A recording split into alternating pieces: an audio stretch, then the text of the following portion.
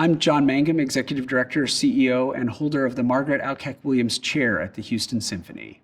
The idea of the Symphonic Dances Festival is to focus on music inspired by dance, written specifically for concert performance. So these are not ballet scores being performed in concert. These are pieces that are dance pieces written for orchestra, as concert works. And so that's really the thrust of the orchestral pieces on the festival. And the first program opens with a piece of Gabriela Ortiz, Kauyumari. And this is a piece that came out of the pandemic. And it was inspired by a mythical blue deer that in a certain culture in Mexico, in their mythology, acts as a kind of guide on a spiritual journey.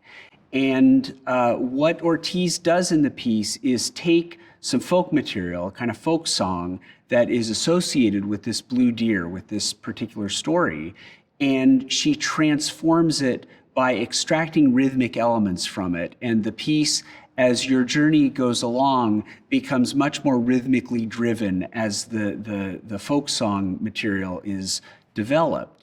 And I think underlying the piece was really the sense that some kind of rupture, some kind of disruption, in this case the pandemic, provides an opportunity for transformation and for change, and it opens up possibilities as much as it breaks down sort of previous ways of doing things. And so that's what happens with this folk song associated with the blue deer in the piece.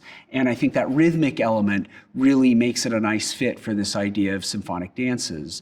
And then, of course, the second half of the program, after the Prokofiev Second Piano Concerto, is Rachmaninoff's Symphonic Dances. And this is a piece that I know from my discussions with Uri, he loves dearly and really wanted to do with the orchestra. And it's such an important piece in Rachmaninoff's output. It's his final major piece. It's the only piece that he wrote entirely while he was in the United States. There are other pieces that he finished while he was in the United States, but that he started when he was in Europe before he immigrated here. And it's his only American piece. And there's all kinds of wonderful elements to it. I mean, it, of course, is Symphonic Dances. I mean, that's the title. It's inspired by the dance. And that rhythmic drive and those dance elements are very much there. And in a way, the rhythms are kind of more raw and a little bit more in your face than in a lot of Rachmaninoff's other music. It's got this kind of punchy quality to it that is a little bit sublimated in Rachmaninoff's other music. But of course, that wonderful element of soaring, romantic, nostalgic melody is very much there as well.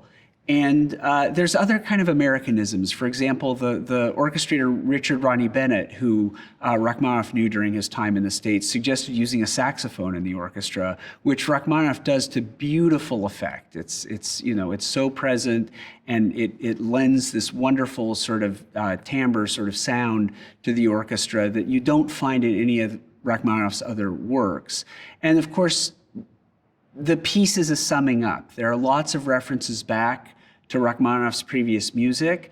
There's also a lot of quotation of different motives, especially the Dies Irae motive, this medieval plain chant associated with the funeral mass, that comes in, but other lookbacks to Russian Orthodox Church music.